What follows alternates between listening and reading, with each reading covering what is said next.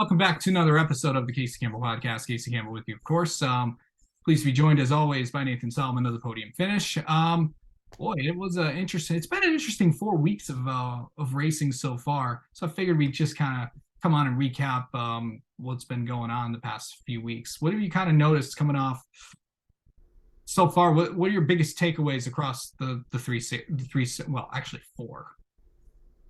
Yeah, there's a lot of storylines so far for sure. I mean, I think number one storyline in the Cup Series is I mean, we were just talking about it before we started. I mean, holy moly, Chevrolet is freaking fast right now in the Cup Series. So in particular, Hendrick Motorsports. I mean, obviously William Byron now winning back-to-back weeks. Kyle Larson easily could have won both races, at Las Vegas and at Phoenix. Just the cautions fell in wonky ways, and he just kind of got stuck behind a couple cars. And then, Alex Bowman, I mean, he's just been, the consistency hasn't been there in previous years. And now with Blake Harris, I mean, 4 top 10s in 4 races, I mean, that's huge for them. And, got to give credit to Josh Berry, too. I mean, what he did in the Chase Elliott car, really these last 2 weeks, but in particular on Sunday at Phoenix, going and finishing top 10. And then in the Xfinity series, Sammy Smith getting that first win on Saturday, and then, some of the tension and kind of mishaps between the junior motorsports cars so far. So,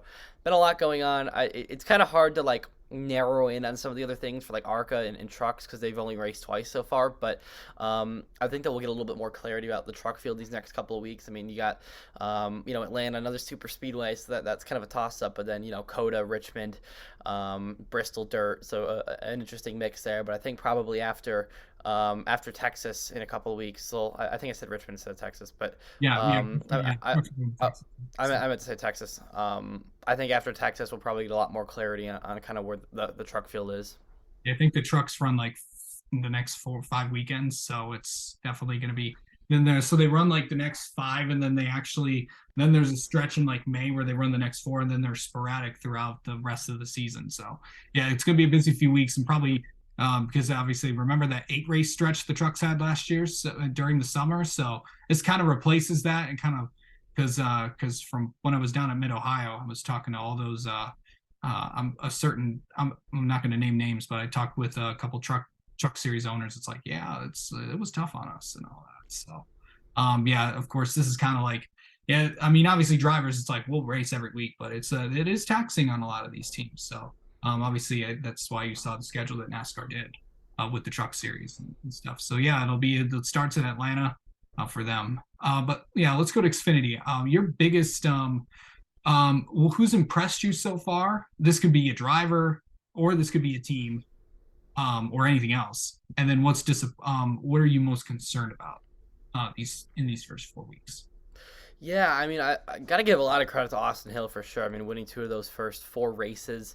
I think the box that he had yet to check was, can he win off of a super speedway? And he checked that at Las Vegas and, won 2 of those first 3 weeks. And he's had speed just about everywhere. So I think he proved now that he can win everywhere that he's certainly a name that you have to throw into the title mix. But I think he's really also been one of the top storylines. I mentioned junior motorsports. It is kind of interesting that they've had some of those run-ins really in each race so far. They've had some sort of conflict, and I get it. It's a little bit different compared to the Cup Series because thinking big picture here, Junior Motorsports has 4 of the top 8 cars essentially. I mean, it's the 4 Junior Motorsports cars, the 3 JGR cars, and probably the Austin Hill car right now is the top 8, and Junior Motorsports again are 4 of them. So they're bound to race each other, more often than let's say the Cup cars. But so they kind of have some things that they have to get ironed out there and straightened out there. Again, I don't know why there's been issues there. I mean, I don't think it's certainly intentional necessarily, but it's just very interesting how all 4 of those cars just seem to constantly be getting into each other. And I think biggest disappointment, I mean, again, 4 weeks in, but I mean, we just haven't really seen any results out of Cole Custer yet. Probably had the car to beat a few weeks ago at Auto Club. Obviously got kind of sucked back into some dirty air and then ended up crashing, and that really ruined his day when he probably had the fastest car. But so far, again, like I mentioned, it's really been those 8 cars in the rest of the field, and even despite some of the issues that the junior motorsports cars have had, they've still gotten results so to show for it. For the most part, those guys have been able to overcome those issues and place well. But there's a lot of storylines in the Xfinity series. I mean, it never fails, right? Like, that's why I love the Xfinity series so much because, week in, week out, whether it's, the first month of the season or July or, the round of 8 or like there's always storylines no matter what part of the season it is. Yeah, another name I want to mention. You mentioned Cole Custer. Are you concerned about Brandon Jones right now in the 9 team? Because it's just seems like they just seem like they can't figure it out for some strange reason. But overall, it's a new driver, a completely new team. Obviously, everyone's got to get used to each other. But how do you think? Are you concerned about the 9 team or no? No, not yet. I mean, it's only 4 weeks in, so I mean, again, it's still a small sample size, but like you mentioned, new team, new manufacturer, new people. He's had speed. I think they just missed the setup a little bit, just kind of figuring out, what he likes, what he doesn't like. Again, I think we'll have a much clearer image, maybe in another month or so, probably, or honestly, to be generous, I guess maybe once we get through the first third of the season, and let's say Dover, I think that's the end of the like dash for cash, right? So I think at that point, if you kind of split the season into thirds, I think you'll kind of have a much better idea of where everybody's at. And between now and then, you'll hit some more different types of tracks. There'll be some more short tracks coming up, a couple of road courses. So we'll have a much clearer image then. But right now, I'm not worried about Brandon Jones yet. I think they can turn it around. The speed's been there, like I said. It's just finding some of the nuances of the setup and keep in mind too, new rules package for Xfinity too. So some of these teams are also trying to figure out stuff there. That's right. It hasn't seemed to affect the racing because it's seeming like it's been pretty good so far. So. Of course, Josh Berry, I think, has been solid this year. Allgaier has been solid. Mayer's been impressive this year. I mean, first of all, I think he's improved in like the first 4 race. I was looking at Racing Reference compared from 2022 to 2023 with the 1 team, and they've improved on every single finish so far this year, regardless if it's top 10 or not. Um, they've been up there, so be interesting to see what happens when that series goes to Atlanta next. All right. Same question, but it's the Cup Series. Who's impressed you so far? Well, I think, and who's obviously who are you the most concerned about? Yeah, I'll be a little bit more broad with this one. I think just in terms of teams and manufacturers. I mean, I think 3 gold stars for Chevrolet as a whole, at least their top 3 teams. Hendrick's been crazy fast, like I kind of touched on there in the Open. Trackhouse has honestly been pretty quiet, but they've been super fast. I know that there's some sort of drama between Denny and Ross again at the end of yesterday's race. Honestly, I don't think it's really been clear what's happened, so we'll have to check out Denny's podcast tonight and kind of hear his 2 cents on it because I really don't know what happened. It almost looked like Denny went straight into the corner and they went up into the wall. So not sure what happened there, but Ross had good speed, and Suarez has been really quick as well. And then the third Chevy team, oh my goodness, I'm just blanking for a second. RCR, oh my goodness, I don't know how I just did that. They've been really fast too. Kyle in particular. Austin Dillon's been in the mix for a lot of top 15s. Petty GMS is off to a little bit of a rough start. I'm not panicking yet on them. Obviously, there's been moving pieces and new pieces every single season essentially for them, so it's kind of hard to get that consistency. But overall, Ford and Toyota have just looked a little slow. I mean, Toyota's been in the mix for top 10, so I mean, I'd put them at team number 2 right now. But for the most part, they really haven't been competing for wins. I mean, Ford is not doing well to start the year. I mean, this is really the 3rd year in a row, and second different car, third different year essentially with 3 different rules packages, right? Obviously, last year the first year of the next gen car, but the rules package is different than it is this year. And then in 2021, Ford was really off in the last year of the Gen 6 car.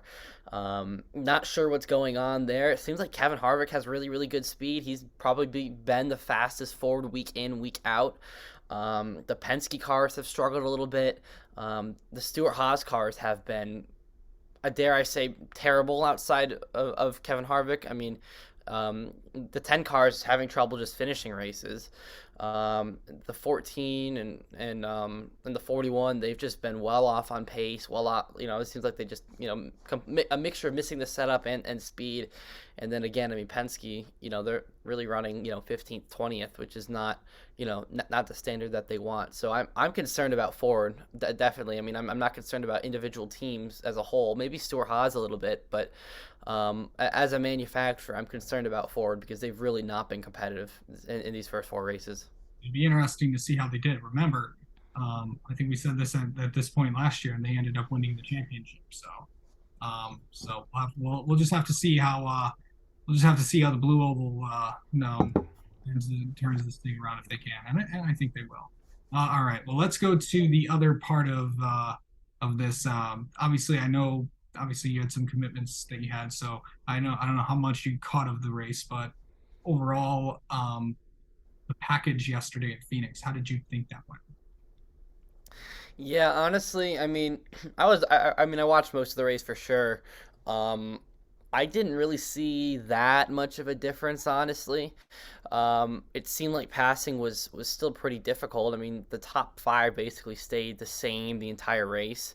I don't think Larson or Byron got outside the top three, and or maybe Byron did for like 2 seconds, or Larson did for 2 seconds. But like really, they're in the top five the whole race outside of like pit cycles. So passing looked pretty difficult. It seemed like it got strung out pretty quickly after restarts. Is it a step in the right direction? Probably. I mean, is it only one race? So sure. I mean, we'll see this package again in a couple of weeks at Richmond, but um, I think it still needs tweaking. I think the tire's still too big. I think they still need a little bit more horsepower. Because even though reducing the downforce will kind of on its own make horsepower like more prevalent and more of an advantage there, I still think they need more horsepower too, and I think everybody's saying that. So they're gonna have to keep tweaking the package. I mean, they're not gonna add more horsepower in the middle of the season. I'll tell you that. I mean, if they're gonna add more horsepower, that's another off-season project because teams just don't have enough time to build new engines and change their engines to create more horsepower between now and let's say the second time we go through these short tracks in the second half of the year, right? So I think it still needs tweaking. Is it probably a step in the right direction? Sure, but we'll get to see a little bit more again over the next month and a half. We got Richmond coming up, we got Martinsville coming up, we got Dover coming up. All three of those races are essentially that package. So we'll kind of see how things look. I mean, Dover is wicked fast for a 1 mile track. So with less downforce, I think we'll see speeds up there. But Richmond's a big question. I mean, we didn't really see great racing in either race last year. Definitely interested to see how that will be in a couple of weeks. And yeah, you'll get a firsthand look at it because you will actually be in Richmond. So that's really going to be interesting to see there. And obviously, we'll talk more about that once Richmond week comes along for Cup and Xfinity, and also the trucks will be at Texas that week as well. Um, so so yeah, and of course, so let's end on this at Atlanta. What are we expecting from all three series this weekend over there? Well, I mean, hopefully good racing. Definitely weird seeing super speedway style racing still at that track. Yeah, I mean, I hope they put on a good show. I mean, another opportunity for some of the underdogs to go out and win, and especially in the Cup Series, you kind of look at, okay, who are guys that could go out and steal a playoff spot. I mean, like at Daytona, Ricky Stenhouse Jr. essentially stole a playoff spot because he's certainly not a guy that you're going to expect to be able to say point his way into the playoffs. So, Corey LaJoie has been pretty good on super speedways this year. Was in the mix in the 500. Was in the mix in the summer race at Atlanta as well. Honestly, easily could have won that summer race at Atlanta too. So, it's basically anyone's game for all three races. I know there's a lot of drivers and each series that could use a good result. So is it going to be kind of a crapshoot? Sure. I mean, two super speedway style races in the first 5 weeks of the season. Really for the Cup and Xfinity side, and for trucks, two of the first three races are essentially super speedways. So I'm sure there'll be a lot of chaos. But again, hopefully there's good racing. Hopefully it's a good show. Hopefully it's not too much of a wreck fest. I mean, there are some big hits, especially in that Cup race last year. So, we'll just have to see. It's that track's kind of an anomaly. So, it'll certainly be interesting. I don't think there's an official announcement yet, but they moved like the start of the pit road timing line to the backstretch, or to the end of the backstretch. I think it was Anthony Alfredo that tweeted out a picture. And again, NASCAR hasn't like sent out a bulletin yet that confirmed it, but I mean the timing line is on the entrance of turn three, so that'll certainly shake things up a little bit and probably be a little bit safer too. All right. Look forward to that. Before you go, what's coming up on the podium finish? More race content. Getting ready for Richmond in a few weeks, like you mentioned. So I don't know about how much necessarily like long form or individual features we'll have up until between now and Richmond, but looking forward to getting some good stuff there. But until then, just race coverage, driver profiles, the usual. Yep. Sounds good. All right. Nathan, thanks so much, and we'll talk to you soon. Always, thank you.